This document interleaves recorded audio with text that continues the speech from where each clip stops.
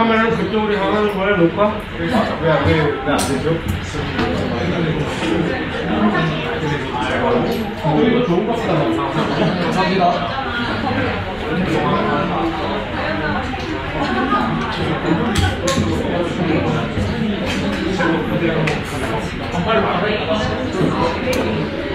자, 안녕하셨어요.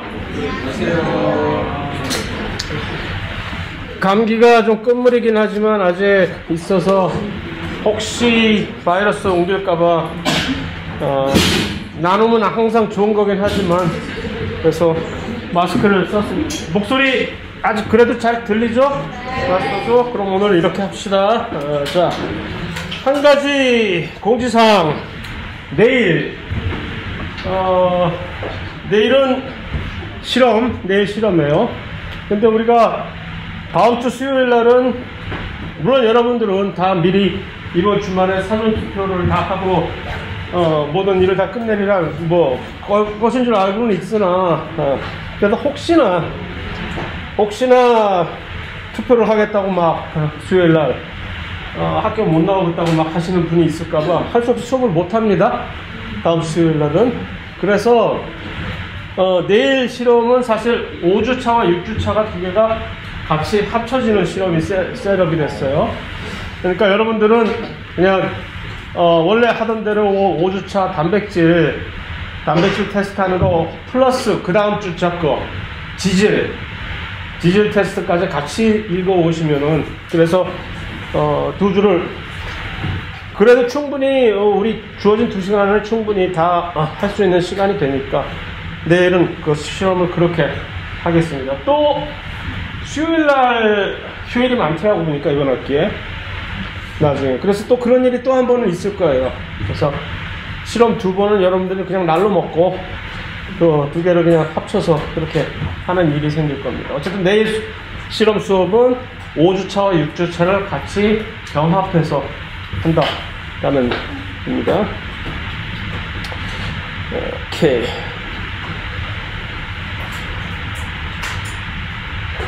자, 그래서 이제 생물학적 고분자 물질로 우리가 이제 들어가는데 이것도 이상해. 수성하네. 그렇지. 희한하게 내가 원래 손 제스처가 너무 많아서 그래. 그래서 막 이러다 보면 나 혼자 이러다 보면 지가 헷갈려가지고서 내가 손을 이렇게 하고서 제스처를 하면 그때 따라오기로 되어 있는데 그걸 까먹잖아. 이거 안 되나 이러니까 내가 손을 묶고 수업을 해야 돼. 이거 말이야. 오케이 됐다. 뒷짐지고 수업을 해야지. 거만하게.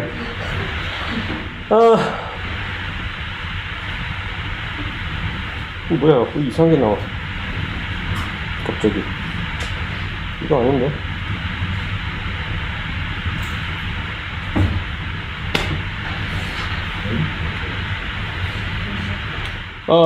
생물학 고분자 물질 4가지를 우리가 특성을 살펴보기 위해서 미리 나와서 우리를 위해서 나와주신 홍보대사들입니다. 그래서 각각의 물질들을 대표해주는 홍보대사인데 내가 굳이 이걸 옛날 개그를 할 필요는 없고 옛날에 이걸 써먹었었는데 오늘은 안 쓰겠다라는 것이고 각자의 각 인사들이 대표를 각 물질을 대표할 수 있는 이유가 있어요. 그러면 어쨌든 자, 작용기라는 것은 분자의 화학적 특성을 결정하는 것으로서 화학 시간에 나 사실 봐야 될 일인데 이게 굳이 오로지 우리 생명에 필요한 이유는 예를 들어서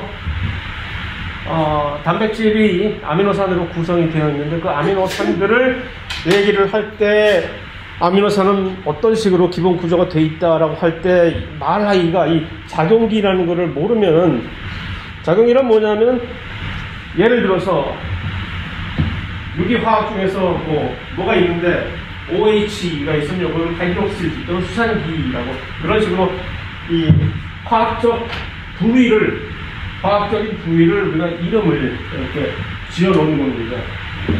다 알 필요는 없는 것이고 좀 이따 우리가 당을 볼 때에도 그 당이 무슨 키토스냐 알도스냐 뭐 하는 얘기가 시중에 떠돌아다닙니다. 우리 수업 시간에 절대로 알 필요가 없는 것이지만 시험에 낼 일 없지만 어쨌든 돌아다니다가 그런 용어로서 이거 소통을 하기 때문에 그럴 때 거기서 키토가 뭐냐? 유기화학을 봤으면 그냥 단박에 알아야 될 상식이나 아직 여러분들이 유기화학을 안 배웠을 경우에는 키토라는 거는 탄소가 여기 이중결합으로 산소를 가지고 있을 때 양 어깨 여기 R이라고 하는 것은 주로 탄소가 이렇게 나와 있는 것으로서 두 어깨가 탄소로 튼튼하겠다.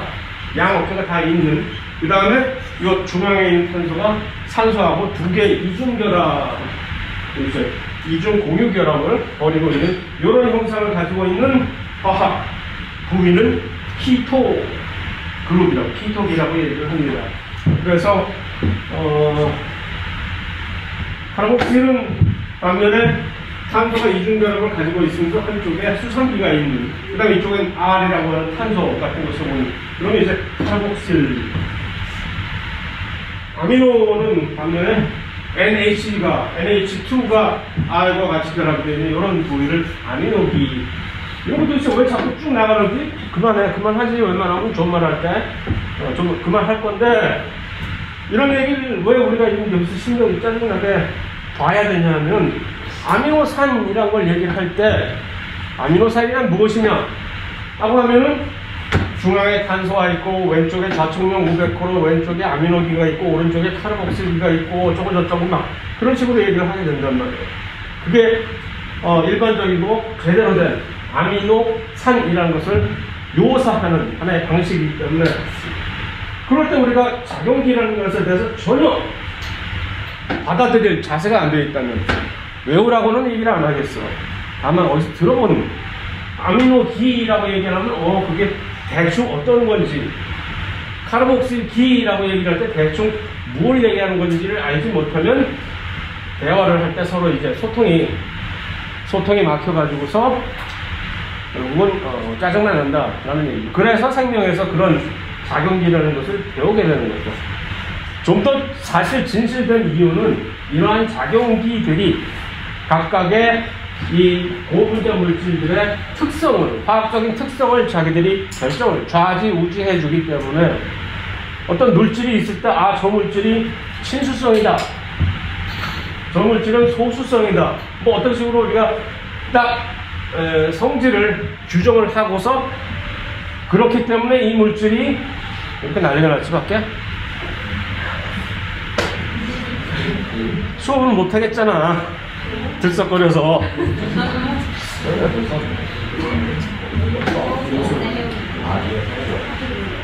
뭐 하는 거야? 축제하는 거야? 군대에서 축제 같은 거. 좋은 날씨다 오늘. 자, 그래서 다시 돌아가서 그런 화학 특성을 고분자 물질에다가 부여를 해주기 때문에 그것을 알게 되면 이 작용기들에 대한 어렴풋한 화학적 특성을 알게 되면 그 물질 자체에 대해서 대충 전문가인 척 행세를 할 수가 있습니다. 이 물질은 그렇기 때문에 이러이러한 행동을 할 것이야 라고. 최소한 가장 간단한 예로 최소한 저 물질이 친수성인지 소수성인지 당장 판단할 수 있는 근거는 사실 그 물질에 어떠한 작용기들이 있는지 라는 것만 찾아서 봐도 금방 판단이 되는 거죠. 그래서 그런 이유로 작용기가 생물학 교과서에 이렇게 나오게 되는 겁니다. 무슨 인산기, 나중에 핵산을 얘기할 때도 핵산을 이루는 기본 단위들은 뉴클리오타이드라고 하는 것들은 뭐 어떤 식으로 되어 있느냐 할 때 인산기가 있고 뭐가 어쩌고저쩌고 그런 얘기가 나온단 말이에요. 그럼 인산기가 뭐지? 인산기도 아닌 게 인이 있으면서 산소 내주가 있는 게 인산기라는 그런 거, 그 정도만 알고 있으면 된다는 얘기입니다. 자, 그래서 작용기라는 게 그런 것이다. 이거 다 외워야 돼? 아니요, 절대. 다만 어떤 작용기에 대한 언급이 있었을 때 갑자기 깝깝해지면 어디를 봐야 돼? 어디 그런 게 있지? 라고 그때 다시 찾아가서 보면 된다 라는 얘기입니다. 자, 고분자 물질을 살펴보기 전에 첫 번째 오리엔테이션으로서 고분자 물질이라는 건 뭡니까? 한번 언급을 했듯이 생명체에서는 고분자 물질을 합성을 하는 하나의 방식으로서 일관된 방식으로 작은 물질들을 모아가지고서 하나씩 연결을 시킨단 말이에요. 그죠? 없어요, 여러분들 이거? 강의 잘해? 그렇지. 괜히 걱정했다. 쓰는 척 하길래 자꾸. 여기는 적자 생존이 아닙니다. 자, 그래서 탄수화물, 지질, 단백질, 핵산이라고 하는 4가지 종류의 고분자 물질이 있는데 그들은 전부 한결같이 각각을 각 그룹에, 예를 들어서 탄수화물이라는 거대한 물질을 이루는데 가장 기본 단위, 그들을 이렇게 연결시키는 공유결합이 있어. 네? 단백질의 경우는 아미노산이라고 하는 가장 그 기본 단위 알갱이들이 모여서 또 다른 이름의 공유결합을 가지고, 그러니까 펩타이드 결합이라고 하는 공유결합이 이뤄가지고 단백질을 만들어요. 지질의 경우는 지방산이라고 하는 가장 단위 작은 그 기본 단위 물질들이 또 자기들 나름대로의 공유결합, 이름이 아주 예쁜 에스터 결합이라고 하는 그런 결합을 이뤄가지고서 지질을 만들어내요. 핵산의 경우는 뉴클리오, 조금 전에 언급한 뉴클리오타이드라고 하는 그 기본 물질들이 또 같은 공유결합을 이뤄가지고, 근데 그 공유결합의 이름이 인산 이에스테르 결합이야 하는 식으로. 그런데 그러니까 벌써 4가지 종류의 공유결합의 이름이 지금 튀어나왔단 말이야. 뭔가 이렇게 정리하고 외워야 될 게 많아지면 짜증부터 나는 게 이제 나만 그런가? 인성이 나빠서. 여러분들은 짜증 안 나나? 외울 게 많은? 나는 외울 게 많으면 짜증이 나요. 그런데 그러니까 그런 결합들이 이렇게 이름들이 있단 말이고 다 외워야 돼? 아니? 어디서 한번 들어보면 되지. 들어본 적이 있다 하면. 좀 다양스럽게도. 그런데 그 공유결합들은, 공유결합이라는 얘기, 그러니까 모든 고분자 물질들은 공유결합에 의해서 유지가 되는 튼튼한 물질들이라는 얘기는 했죠, 지난 시간에. 그러니까.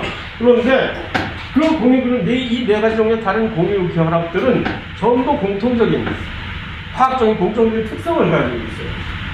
그것이 바로 이 축합 반응이라는 얘기죠. 그러니까 이름은 뭐가 어떻게 됐을지 몰라도, 네가 네 이름은 왜 이래? 몰라도 이것이 이런 반응이라는 얘기예요. 자, 여기 2개의 독립된 작은 물질이 있어요. 이 둘을 자매 결합을 시켜주고 싶어. 공유결합으로. 그러니까 여기다 실선을 하나 쫙 그어주는 거죠. 공유결합을 연결시켜주고 싶어. 어떻게 하면 좋을까 할 때, 야, 너네 둘이 혹시 물을 하나 빼가지고 나한테 던져줄 수 있어? 그럼 오케이. 물 어떻게 빼지? 그래도 보니까 여기 OH가 있고 이쪽에 H가 있어. 그럼 둘이 합해서 H2O. 그래서 이거 2개 가져가라. 냅다 가져가라. 그러면 그 덕분에 여기서 실선이 하나 쫙, 얘네 둘이 빠져나오면서 실선이 하나 쫙 그어지는 거죠. 그러니까 물이 하나 빠져나왔잖아. 그래서 축합, 영어로 컨덴세이션. 컨덴세이션이 물이 하나 빠지면서 드라이가 된다는 얘기죠. 마른다는 얘기. 그래서 그러한 것을 축합 반응이라고 얘기해요. 물 한 분자가 두 분자 사이에서, 두 물질 사이에서 물 한 분자가 쏙 빠져나가면서 그 기화로 그 둘 간의 공유 결합이 그 덕택에 발생하는 그러한 공유 결합을 축합 반응이라고 한다는 얘기죠. 그러니까 자, 여기서도 일단 그러면 어디까지 우리가 이거를 확실히 외워야 돼? 공유결합인데, 공유결합은 여러 가지 종류가 있을 거 아니에요. 공유결합은 여러 가지 방식으로 이룰 수가 있어요. 그러나 이런 방식, 그러니까 둘 사이에서 물 하나 뺄 수 있으면 그 둘 사이에서 물 빠져나가는 대신에 여기에 튼튼한 공유결합이 형성이 된다는 하나의 그런 일종의 공유결합을 우리는 이름을 뭐라고요? 물 하나 빠지니까 탈수 반응이라 해도 되겠지. 먼저 우리가 제일 먼저 그것을 발견했다면 탈수 반응 그렇겠지. 그러나 그냥 축합 반응이라는 이름으로 짓게 된 거지. 이것을 이제 축합 반응이라고 한다는 얘기입니다. 재밌네? 한번 더 해볼까? 자, 또 누가 와. 그럼 여기 이제 아직 남아있는 물을 한 분자 뺄 수 있는 두 여지가 있는 두 사이에 다시 이렇게 선을 그어. 그러면서 물 한 분자 빠져나가고. 그러면, 자, 공유결합 2개가 생겨났어요. 물이 두 분자 빠져나갔어. 이런 식으로 계속해서 하나씩 계속 쌓아나가 첨가시켜 나가는 거지. 이게 뭐라고? 이게 왜 뭐라고 이걸 우리가 이제 조금 신경 써서 배워야 돼? 좀 전에 언급했던 그 네 가지 방식의 다른 공유결합들, 탄수화물을 이루는 공유결합, 무슨 글리코시드 결합, 뭐 지방을 이루는 공유결합, 에스터 결합, 뭐 네 개 종류의 그 모든 공유결합이 이름만 현란하게 전부 이렇게 자기 나름대로 이렇게 하고 있지, 전부 다 알고 보니 다 똑같은 이 축합 반응이었다는 얘기지. 그러니까 그거 하나만 알면 되는 거지. 그랬어? 그래, 그럼 내가 용서해 줄게, 너는. 나를 외우는 걸 조금 더 줄여줄 수 있으니까 내가 너 정도 조금 이해하는 건 내가 용서가 되지, 이 정도는. 간단하게 해주니까. 자, 그래서 이런 식으로 계속 이 축합 반응이라는 형식을 통해 가지고서 이 모든 생명체 안에 고분자 물질들이 전부 쫙 자기의 세를 확장시켜 가면서 큰 물질이 돼가고 있다는 얘기죠. 근데 여기서 그럼 질문이, 이렇게 가다가 혹시 내가 변심하면 어떡해? 단순 변심인데, 물론. 가사가 있거나 그런 게 아니라 단순 변심인데 이거 환불이잖아요? 보통 뭐라 그래, 그럼? 안 된다 그러나? 영수증만 가져오시면 된다 그러지, 보통. 단순 변심이세요, 고객님? 네, 그럼 영수증만 가져오시면 제가 환불해 드릴게요. 그 영수증이 뭐? 물. 아까 물 가져가셨잖아요. 물만 도로 가져오세요. 그럼 제가 환불해 드릴게요. 그러니까 정반대로 하나씩 쪼개서 분해하고 싶을 때 어떻게 해야 돼? 물이 와야 돼. 그러니까 요 결합을 파괴시키고 싶다. 방금 지금 우리가 지어낸 요 공유결합, 요 축합 반응을 다시 되돌리고 싶으면 아까 같은 물이 들어오면서 여기가 파괴가 되면 되는 거예요. 이러한 반응을 우리가 이름을 뭐라고 지을까? 그렇지? 물을 물을 더해가지고 분해를 시키는 반응이다. 영어로 원래 원어는 하이드로, 영어 물이라는 얘기죠. 하이드로. 라이시스라는 얘기는 분해한다는 얘기죠. 물로 분해를 한다는 그런 뜻이죠. 하이드로리시스라는 얘기를 합니다. 그래서 이것이 바로 축합 반응이 바로 정반대, 역방향의 반응이 되는 거예요. 그러니까 고분자 물질을 만들었어. 예를 들어서 단당류, 무슨 포도당 같은 것들을 쭉 줄줄이 사탕으로 녹말을 만들었어. 거대한 녹말을 만들어 가지고서 내가 이따 밤에 몰래 먹어야지, 혼자. 그러고 있다가 하나씩 야금야금 띄어서 먹으려면 어떻게 해야 돼? 다시 물 하나씩 얹어가지고 가수분해 시켜가지고서 띄어내가지고서 먹으면 되는 거지. 그런 식으로 고분자 물질을 생명체에서는 이렇게 합성을 하는 방식으로 축합 반응을 사용하고, 고분자 물질을 만드는 이유가 궁극적으로 그것을 나중에 어디다 쓰려고 만드는 거죠.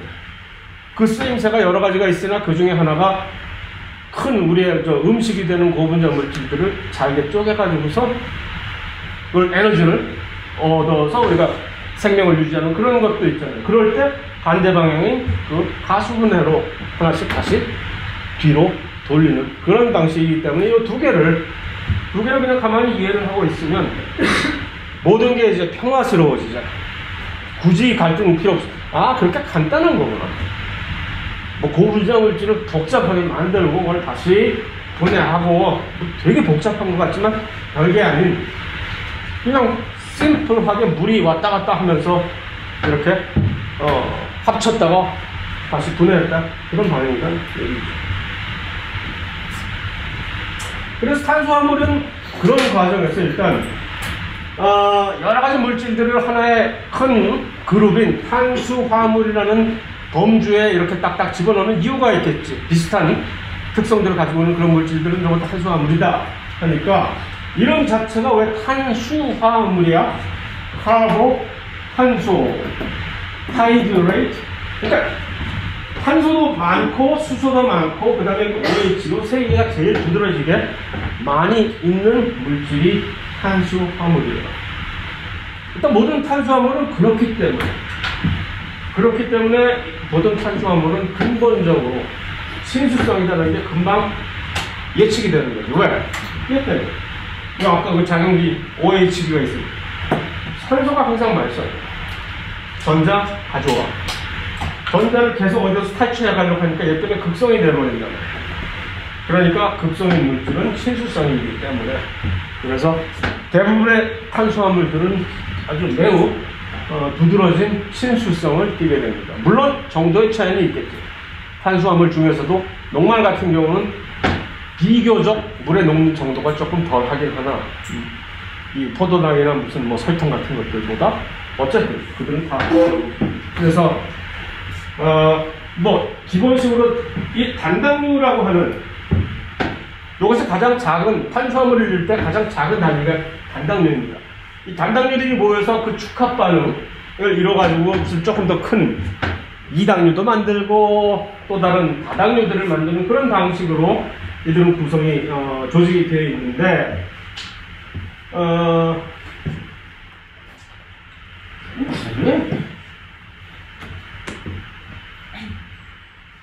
아까 키톤이라고 하는 키톤은 양 어깨가 탄소 이중결합에 양 어깨가 다 있는 게 키톤이라고 했잖아요. 알데하이드는 같은 조직인데 그 들어가다 어깨가 하나가 탈골이 된 게 알데하이드야. 한쪽 어깨가 빠졌어. 그래서 두 개가 양쪽에 탄소가 오는 대신에 한쪽은 수소밖에 없는 게 알데하이드입니다. 이거 꼭 굳이 알아야 돼? 아니? 아닌데 왜 여기 나와? 자, 봅시다. 과당 프룩토스입니다. 글루코스 뭐지? 포도당입니다.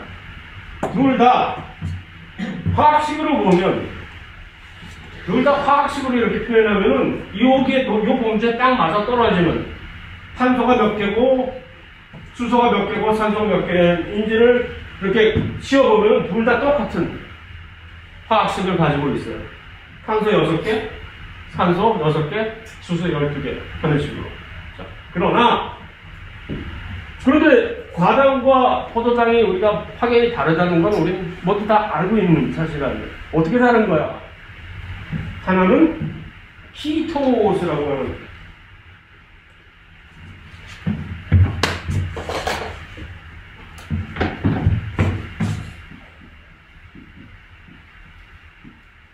끝이 키톤으로 끝난다는 얘기예요. 모든 탄수화물은 끝이 알데하이드로 끝나거나 아니면 키톤으로 끝나. 이거 키톤인지 알데하이드인지 어떻게 알아? 자, 탄소 이중결합이 여기 있죠? 탄소와 산소 이중결합. 양쪽에 어떻게 되어 있어요? 양쪽에 전부 다 탄소가 전부 나와 있죠. 그러니까 양 어깨가 다 있지. 이게 바로 키톤입니다. 그래서 그 끝이 이런 식으로 끝나는 키토스의 일종이라는 얘기죠. 그러니까 많은 종류의 서로 다른 키토스들이 이 탄수화물들은 OSE, 오스 돌미어 얘네들. 어디 가다 물질을 딱 보서 OSE로 끝나는 애들은 아 이거 분명히 무슨 당 종류겠다 라는 게 거의 다 십조파기 맞는 얘기예요. 자, 그런데 포도당 글루코스는 어떻게 됐어? 알도스냐 키토스냐 할 때 얘는 요 탄소와 산소의 이중결합 사이로 어떻게 해? 한쪽은 탄소가 있으나 다른 쪽은 어깨가 빠져있지. 수소가 나와 있죠. 이게 알데하이드라는 얘기죠. 그래서 이것은 알도스라고 이런 식으로 키토스 알도스라고 표현을 하는 시중에서 인터넷에서 여러분들을 현혹시키고 있는 이상한 말들 키토스 알도스라는 말들은 사실 별거 아닌 당의 단당류들의 이 형태 종류를 얘기해 주는 거다라는 얘기입니다.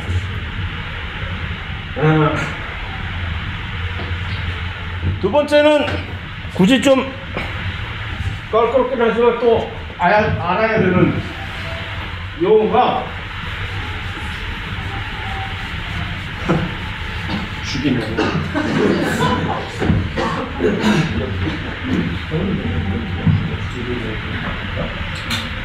아이소머라는 얘기예요. 영어로 아이소머, 한국말로 이성질체라고 하는 이것은 화학식 같으나 보면 그렇다고 100% 같은 물질이 아니다라는 얘기입니다. 지금 여기 스트럭처럴 아이소머라고 하는 이성질체를 거기서 세 가지 종류의 서로 다른 이성질체가 있습니다. 하나는 이런 식으로 구조적인 구조 이성질체. 이 두 개가 둘 다 화학식으로 탄소 개수와 수소 개수만 서로 파악을 해보면 둘 다 똑같은 동일한 물질처럼 보이나 실제로 이들이 배열이 되어 있는 것을 보면 이 둘은 틀린 서로 다른 물질이 아닙니다. 이런 식으로 화학식은 같으나 화학식이 같다는 얘기는 그 원소 개수는 동일하나 그들이 어떻게 배열이 되어 있느냐에 따라서 화학적인 성질이 잘 달라지는 거거든. 이러한 이성질체를 구조 이성질체라고 하면서 생명에서는 우리가 구조 이성질체를 걱정을 해야 될 일이 전혀 없어요. 자, 한번 듣고 이제 잊어버리면 돼요. 구조 이성질체라는 게 있다. 생명에서 근데 조금 신경을 써야 되는 건 두 번째 종류의 이성질체인 시스 트랜스 이성질체라는 게 있어요.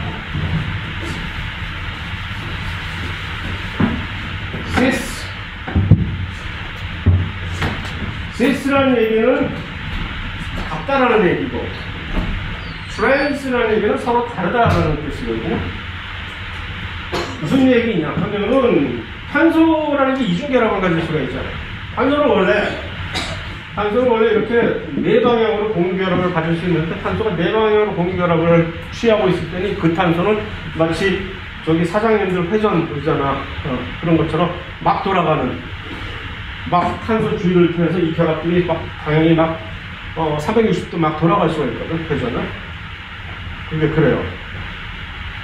그런데 이것이 만약 이 탄소 둘이서 갑자기 이중결합을 하게 되는 경우에는 갑자기 그 자유가 없어져 버리는 거죠. 여기가 마치 딱 이제는 탄소 두 개의 사이를 두고 하나의 진짜 딱 움직일 수 없는, 돌아갈 수 없는 평면이 생긴 것처럼 하나의 판이, 이중결합을 사이가 판이 생겨버리는 거예요. 그 구조 사이로. 이렇게 되면 이제 탄소가 혼자서 자유롭게 막 회전을 중심으로 돌아가던 때는 방향성에 무슨 문제가 돼? 어차피 돌아가는데. 그런데 이제 이 이중결합을 딱 형성을 한 두 탄소 사이에는 이렇게 완전히 우리가 어떻게 할 수 없는 이 판이 생기니까 판의 위와 아래가 생기잖아. 그러면 문제가 여기에 수소만 전부 다 오면 그것까지는 아무 상관이 없는데, 여기 또 다른 경우, 이중결합이 오면서 탄소는 여기다 계속 또 탄소가 연결이 되는, 길게는 그런 경우가 있을 때 여기서 이 X라는 것이 또 하나의 탄소일 수가 있잖아요. 탄소 또는 여기 또 하나의 탄소. 자, 이렇게 되면 우리가 이 각각의 이들이 뻗어나가는 방향이 이 두 개의 탄소 이중결합을 사이에 두고서 또 다른 탄소들이 결합이 될 때 그 결합이 이 탄소의 이중결합의 위에 지금 있느냐, 같은 방향에 둘 다가 이렇게 위에 있으면 같은 방향이니까 이것은 우리는 시스, 같은 방향으로 봅니다. 그렇지. 이건 클럽 가서 춤추는 거죠. Everybody put your hands up 하면서 이렇게 잡는, 이게 시스 결합이에요. 그런데 꼭 그렇지 않을 경우도 있잖아요. 서로가 틀어지는 경우가 있잖아요. 한쪽 탄소는 이 위로 가고 한쪽 탄소는 허스를 추고 이럴 때, 이러면 요즘도 허스를 추나? 허스를 알게? 그래서 이렇게 되면 이게 다르잖아요. 판은 탄소가 이쪽으로, 하나는 이쪽으로 가고 하나는 밑으로 내려가니까 이렇게, 이것은 트랜스 아이소머, 트랜스 이성질체. 이거 도대체 왜 우리가 알아야 되는 거지? 이거 왜 그럴까? 트랜스 지방이라는 문제가 툭 튀어나오잖아요. 곧 우리가 지방을 볼 때 무슨 트랜스 지방이 그렇게 나쁘다며요, 뭐 하고 그 얘기가 나올 거 아니에요. 그거를 위해서 이것이 무슨 시스 트랜스 이성질체가 뭔지는 대충 알아야 된다는 얘기죠. 다시 정리하자면 이 시스 트랜스 이성질체라는 것은 탄소 이중결합 때문에 발생하는 그런 구조적인 또는 이제 서로 다른 차이점이 되는 거죠. 탄소 이중결합을 사이에 두고 또 다른 탄소들이 같은 방향으로 둘 다 위에 오거나 둘 다 아래로 오거나 그러면 이것은 시스 이성질체라고 해요. 이것이 엇갈리게 되는, 탄소 이중결합을 두고 또 다른 탄소들이 이제 연결이 될 때 한쪽 탄소는 위로 가고 또 다른 탄소는 밑으로 가게 되는 이런 엇갈린 행보를 보이게 될 경우에는 이것을 트랜스 이성질체라고. 그러니까 트랜스 지방이라는 얘기는 그 지방은 탄소들이 꼬리를 이렇게 지방산 꼬리라고 하는 긴 유기 탄소 결합들을 이렇게 가지고 있는데 이것들이 이중결합이 중간에 막 들어갈 때 그 이중결합 사이에 그 옆에 이웃 동네 탄소들이 어떤 식으로 연결이 되느냐가 그런데 이런 식으로 이렇게 연결이 되는 지방을 트랜스 지방이라고 한다는 얘기죠. 네. 자, 마지막으로 또 다른 이성질체는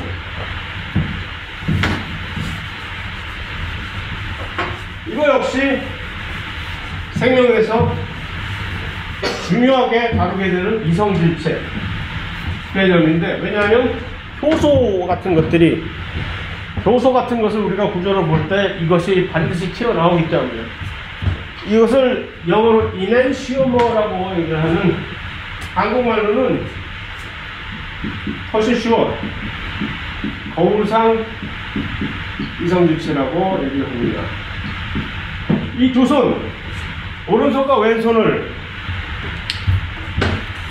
우리의 오른손과 왼손은 사실 두 개가 거울을 하나를 마주보고 이렇게 서로 보는 그런 이미지잖아요. 오른손과 왼손은 아주 동일한가? 손가락 개수는 손가락의 개수와 모양은 똑같지만 동일하다고 우리가 볼 수 없는 게 이 두 개가 못 겹쳐지잖아요. 오로지 이 두 개는 마주 봤을 때 서로 겹쳐질 수가 있잖아요. 그러한 거울을 보고 마주보고 서로 바라보는 이미지 같은 그러한 형태를 거울상 이성질체 이넨시오머 또는 영어로 스테레오 아이소머라고 얘기를 합니다. 여기서 이 두 개의 물질이 둘 다 확실히 똑같은 물질이에요. 그러나 여기에 만약 거울이 있다고 딱 가정을 했을 때 이 두 물체는 마치 거울을 보면서 서로를 비추는 미러 이미지라는 얘기죠. 이게 왜 중요하냐면은 그러니까 이 똑같은 화학식을 가지고 있는 물질이 두 개의 서로 상대적인 이런 방향성을 가질 수 있다는 얘기죠. 여기서는 L과 D라는 이 L은 왼손잡이라는 뜻의 L이고 D는 오른손잡이라는 뜻의 D입니다. 그래서 모든 유기화학 물질은 이런 식으로 오른손잡이형, 왼손잡이형의 두 가지 형태가 사실 존재를 합니다. 그랬을 때 그게 효소는 놀랍게도 똑같은 물질이지만 예를 들어서 이 포도당을 분해를 하는 효소가 있다고 칩시다. 그럼 그 포도당을 분해하는 효소가 이 당 자체가 포도당이 이 두 가지 형태가 있거든. D형 포도당, L형 포도당이 있어. 둘 다 똑같은 포도당이야. 단맛은 다 똑같고. 그러나 우리의 효소는 놀랍게도 D형 포도당만을 인식을 하고 이렇게 분해를 시킬 수가 있습니다. 그러니까 우리 몸에다가 L형 포도당만 계속 준다면 우리는 굶어 죽게 되는 거지. 효소가 그것을 분해시킬 수가 없으니까. 그래서 그런 맥락에서 사실 이 거울상 이성질체라는 것은 매우 중요한 우리에게 영향을 미치게 돼서 시도 때도 없이 사실 언급을 계속 하게 되거든요. 뭐 일반 생물학생 시간에 시도 때도 없이 언급을 할 일은 없으나 조금 더 올라가는 생명의 단계, 생명과학의 이제 수준이 조금 올라가면 공부가 여기저기서 부딪히게 되는 그런 개념입니다.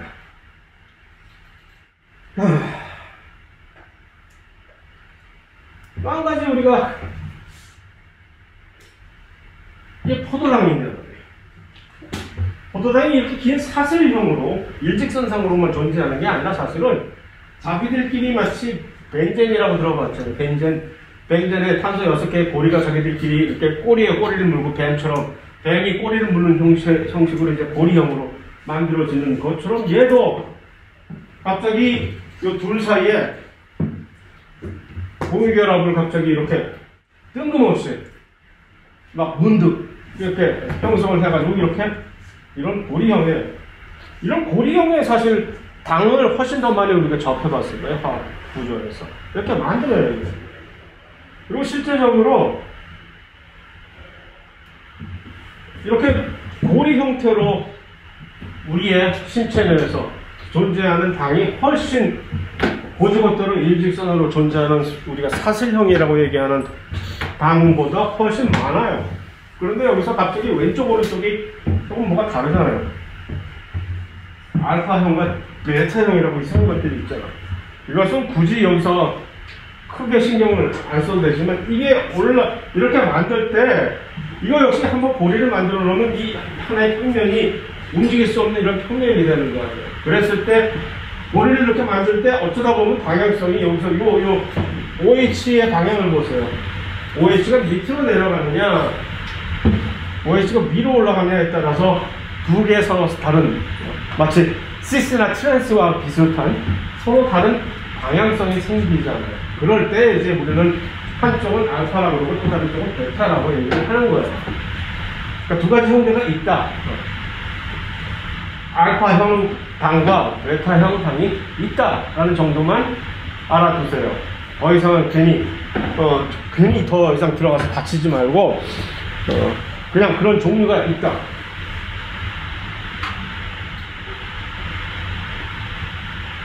그래서 좀 전에 얘기한 이 주가 반응이 이름이 글리코시드 결합이다. 알았어.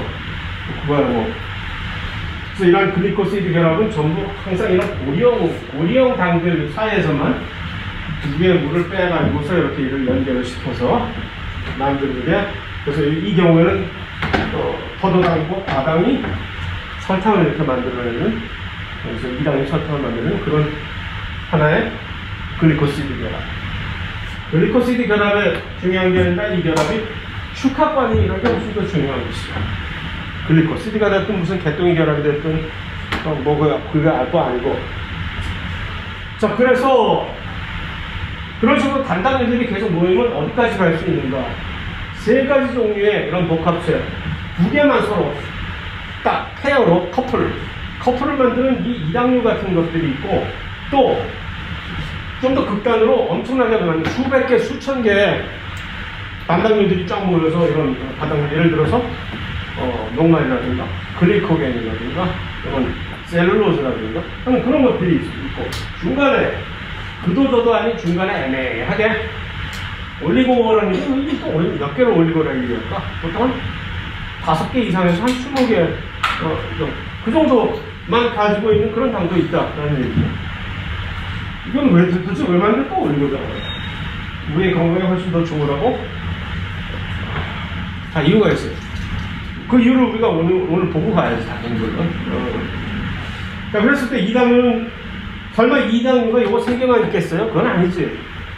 대표적인 이당류를 대표하는 3가지 당은 뭐냐 그러면 이렇게 딱 3개 나오는데, 이거는 뭐 우리가 무슨 퀴즈 대회 나갈 것도 아니고 그냥 그렇다는 얘기지 뭐.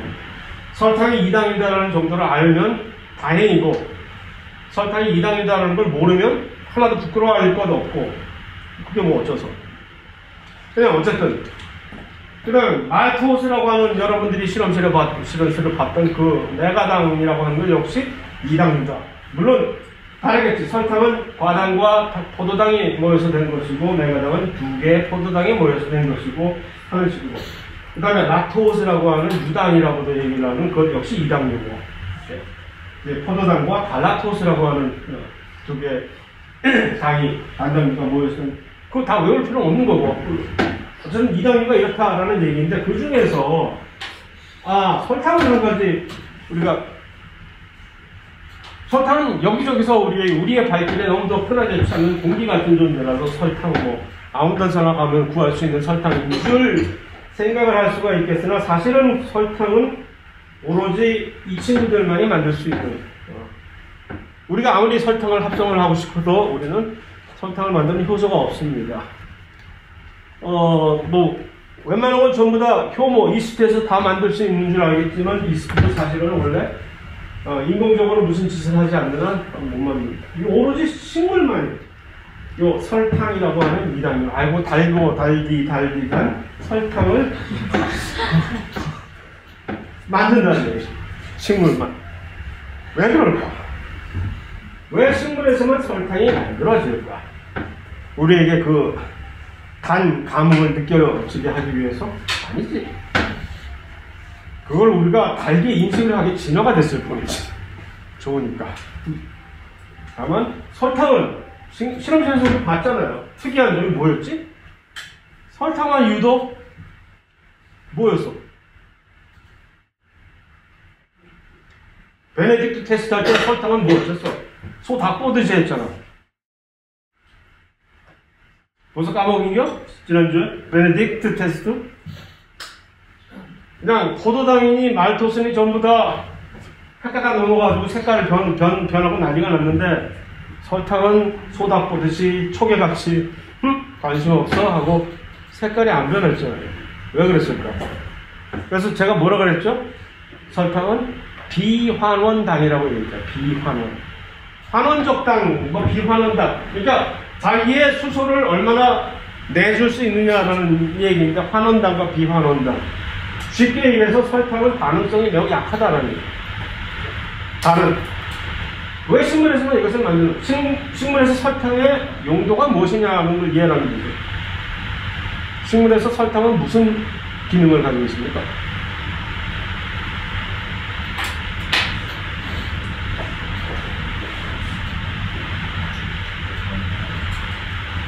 포도당은 광합성의 바로 직접적인 산물이잖아요. 포도당. 식물에서. 그러면 그 친구들을 식물은 어떻게 합니까? 포도당이 이제 딱 만들어지면 어떻게 해요? 그거를 곧바로 녹말로 일단은 만들어서 저장을 해놓는답니다. 그래놓고 있다가 나 혼자 밤에 있다 몰라 먹어야지 하고 있다가 밤이 되면 사람들이 착해지니까 식물도 착해지나 보지. 밤이 되면 내가 이렇게 살면 안 되겠다.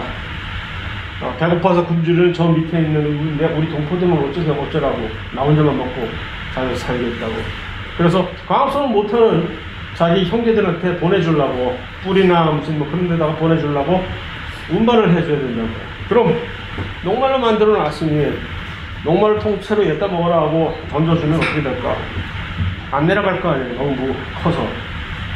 그러면 다시 뭐 번거롭긴 하지만 다시 포도당으로 분해를 해야 되겠지. 뭐 간단한 하나의 방안이죠. 포도당으로 분해해서 보내게 되면 무슨 일이 생길까?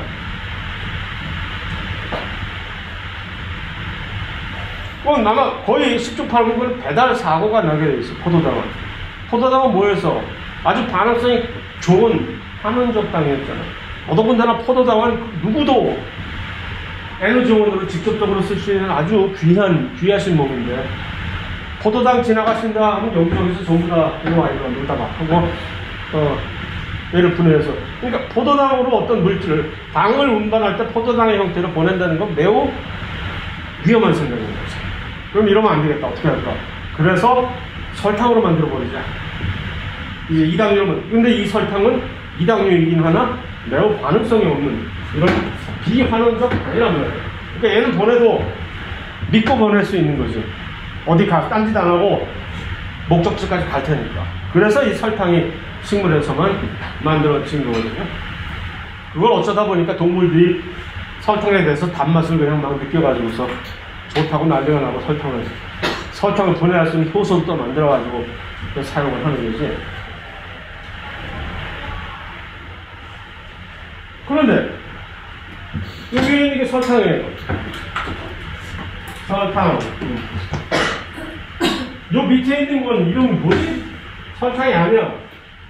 수크랄로스라는 거야. 무슨 대체당? 대체당이란 말이야. 이게 나이 키가 아니라 나이 세 하는 뭐 이상한 그런 유사품 이란 말이지. 딱 봤을 때 둘 다 딱 멀리서 보면, 그러니까 얘는 5m 설탕이야. 5m 밖에서 보면 설탕인데 가까이 가보면 이거 뭐 이런 아닌 애들이 있어. 이렇게. 설탕과 거의 대부분은 시뮬레이션 정말 완전히 100% 똑같은데 가까이 가보니까 약간의 디테일이 설탕과 조금 다르게 되는 거지. 근데 대체당이라고? 대체당이란 뭐죠? 분해가 안 된다. 얘는 분해가 안 돼. 바로 그 점이지. 뭐 거의 설탕 거의 100%인데 왜 얘는 분해가 안 되는 거지? 효소가 얘는 인식을 안 해. 뱉어버려. 아까 봤잖아요. 효소는 그 미세한 D 포도당이나 L 포도당이라도 구분해가지고서 L 포도당은 뱉어버리고 포도당 아니야 하고 그러는 판인데 이거를 설탕이라고 갖다가 막 우겨 넣으면 효소가 너 나를 바보로 하냐? 우습게 하냐? 하고 뱉어내버린다는 얘기죠. 그러니까 들어간 문제는 우리의 미각은 그거를 못 느끼는 멍청한 미각 수용체들이 있어가지고서 설탕보다 500배의 단맛을 냅니다.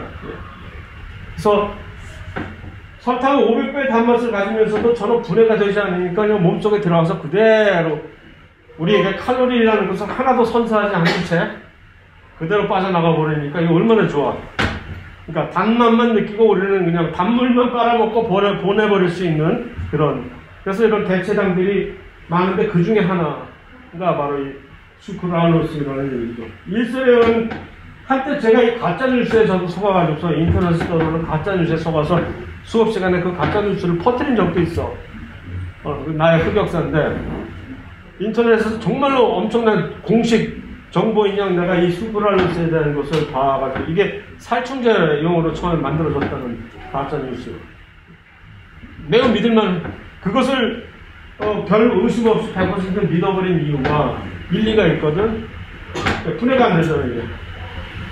그러니까 곤충이 이것을 먹으면 그냥 먹기만 하고 먹어도 왜 배가 고프지 하면서 그냥 죽어가는 그런 친환경 살충제로 만들었다는, 아주 정말 나만 속은 게 아니라 거의 대부분 많은 사람들이 그때 당시에 이 수크랄로스는 원래 살충제용으로 만들었다가 잘못해서 이것을 보니까 살충제로 이걸 왜 써? 이렇게 다 달고 여기서 또 다 달고 달리다기 그 소리를 또 해야 되는 포인트가 나오는데, 그런 설탕의 대체제가 나왔으니 이걸 이렇게 써먹어야 되겠다 해서 그런 식으로 새로운 발견으로 대박을 치게 되는 물질이 많잖아요. 제약회사들에서.